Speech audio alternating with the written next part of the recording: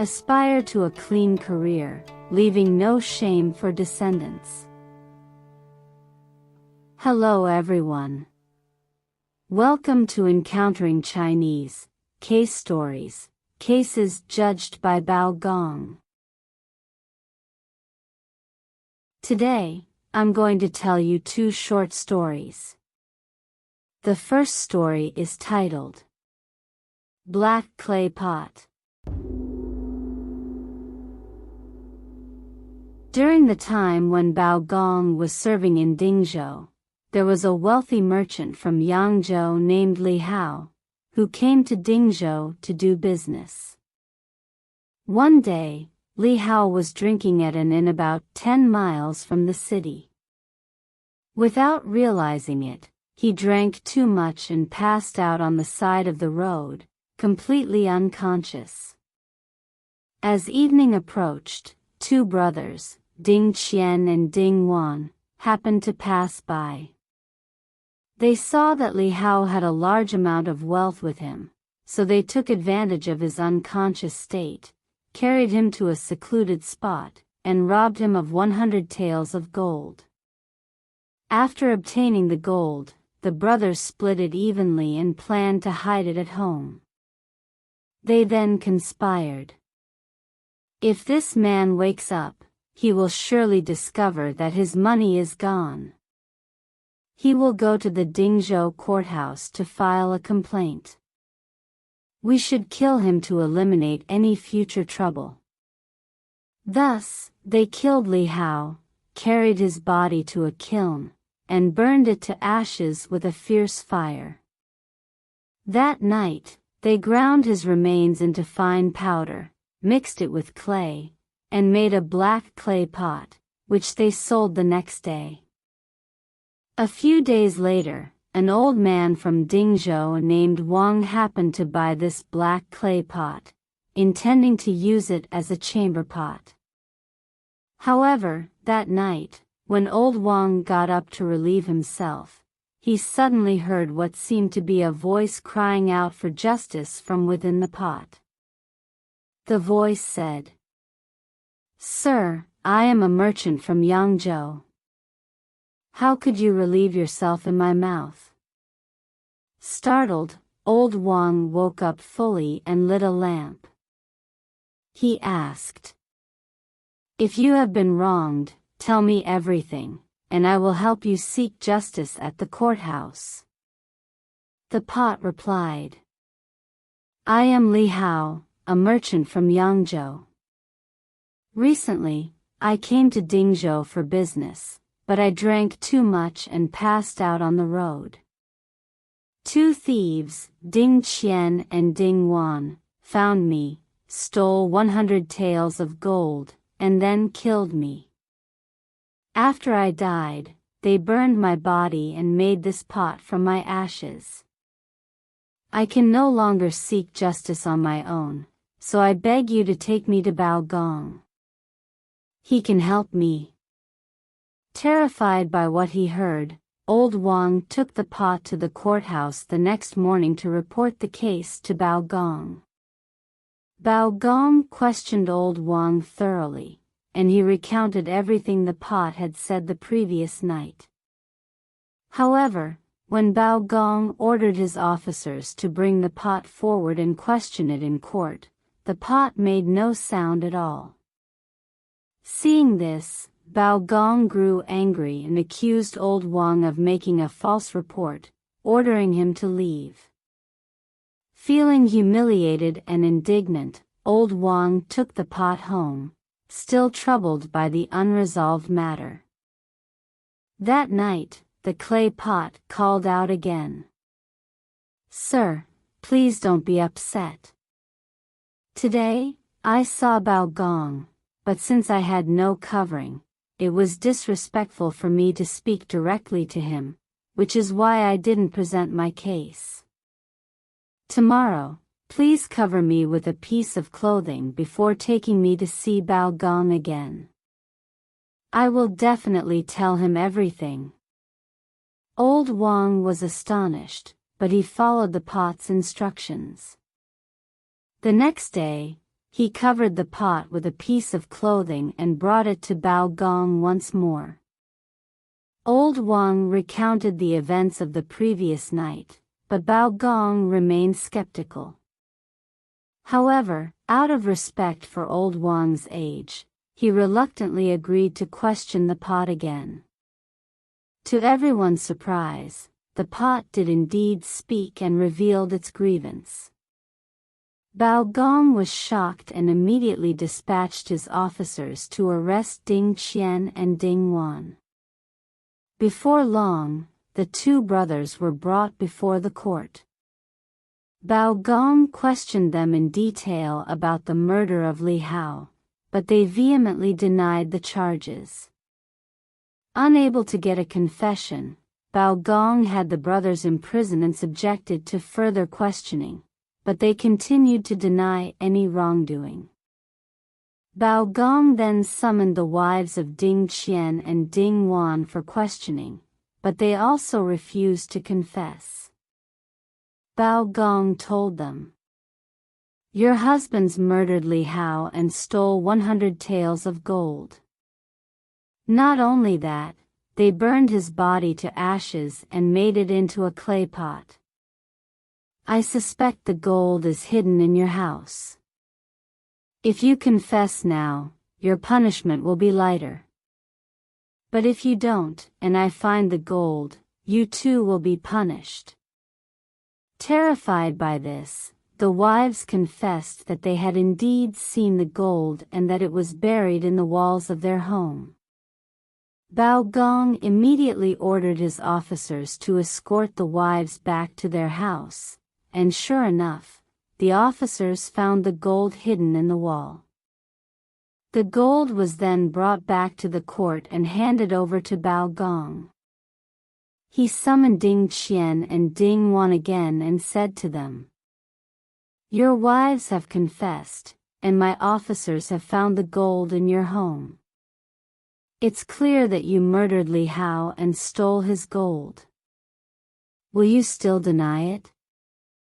Faced with this evidence, the brothers looked at each other in dismay and had no choice but to confess.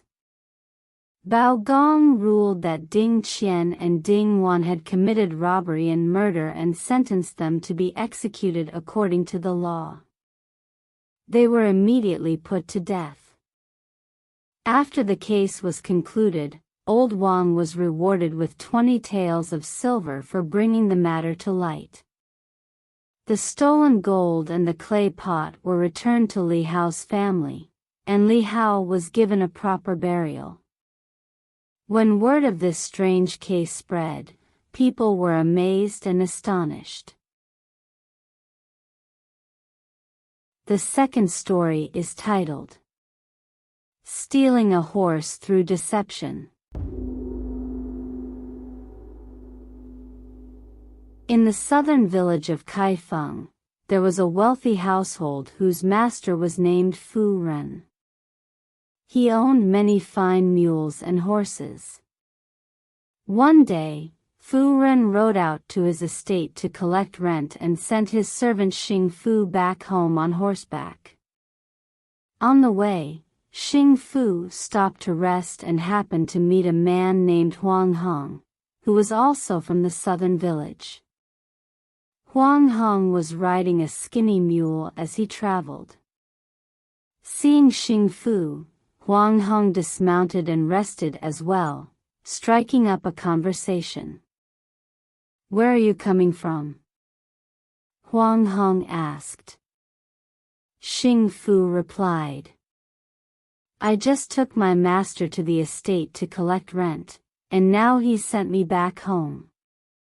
The two sat down on the grass and chatted for quite some time. Suddenly, Huang Hong had an idea and said to Xing Fu, "Brother, I see your horse is strong and well fed. It's a fine horse. Do you know much about horses?" Xing Fu asked. Huang Hong responded, "I used to be in the horse trading business." Xing Fu said, This horse was bought by my master for a high price not long ago. Huang Hong smiled and said, "If you don't mind, brother, could you let me take a ride on it to test it out?" Without much thought, Xing Fu agreed and let Huang Hong try the horse. Huang Hong mounted the horse and rode half a mile, but showed no signs of returning. Xing Fu became alarmed and hurried to chase after him.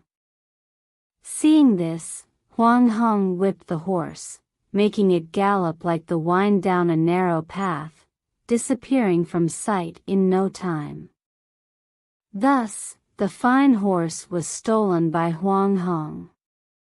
Shocked and regretful, Xing Fu had no choice but to ride Huang Hong's skinny mule back to the estate and confess to his master, Fu Ren. Fu Ren, furious, scolded Xing Fu harshly and ordered him to take the mule to the courthouse and file a complaint. At that time, Bao Gong was presiding over the Kaifeng court.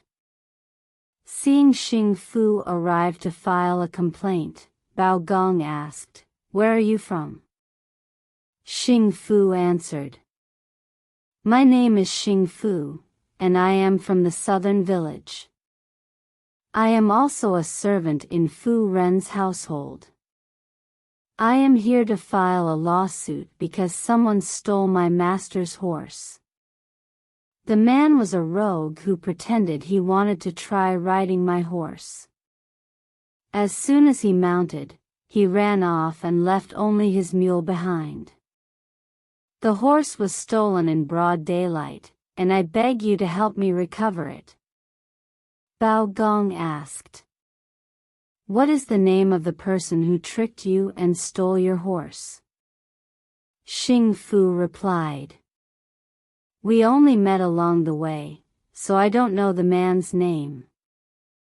Bao Gong rebuked him. "You villagers really don't understand anything. You file a lawsuit but don't have the defendant's name. How can the case be tried?" Xing Fu pleaded. "I often hear people say that you are skilled at investigating cases with no leads, so I came to present my case to you." Bao Gong pondered for a moment and then said, "I'll think of a way to help you, but the outcome will depend on your luck. Go home for now, and in 3 days, I'll have an answer for you." Xing Fu could only bow and leave. Bao Gong then ordered his constable Zhao Hu to take Huang Hong's mule into the courthouse stables and not feed it for 3 days, leaving the hungry mule braying in distress. 3 days later, Xing Fu returned to see Bao Gong. The judge ordered the guards to bring out the mule and instructed Xing Fu to go outside the city, with the constable Zhang Long secretly following him. They were to act according to the plan. Xing Fu, as instructed, led the mule along the same route they had taken that day.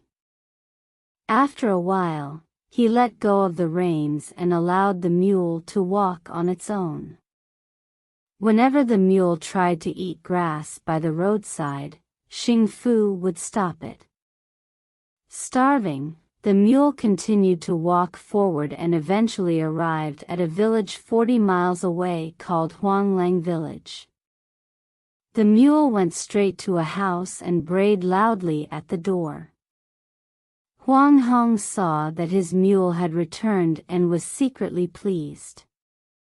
Zhang Long and Xing Fu hid nearby, watching as Huang Hong led a horse out and headed toward the nearby mountains. Zhang Long signaled Xing Fu to follow, and when Xing Fu saw the horse, he immediately recognized it as his master's and rushed forward to take it. Huang Hong, seeing Xing Fu trying to take the horse, began to struggle with him, but Zhang Long quickly grabbed him from behind. Both Huang Hong and the horse were taken back to the courthouse to face Bao Gong. Bao Gong, upon seeing Huang Hong, was furious and said, "You heartless villain! Do you not realize the jurisdiction in which you've committed your crime? You deceived Xing Fu and stole his horse, breaking the law. Confess your crime at once."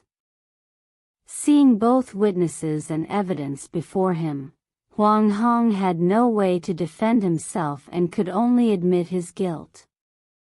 Bao Gong then ordered the constable Zhang Long to severely punish Huang Hong with heavy corporal punishment.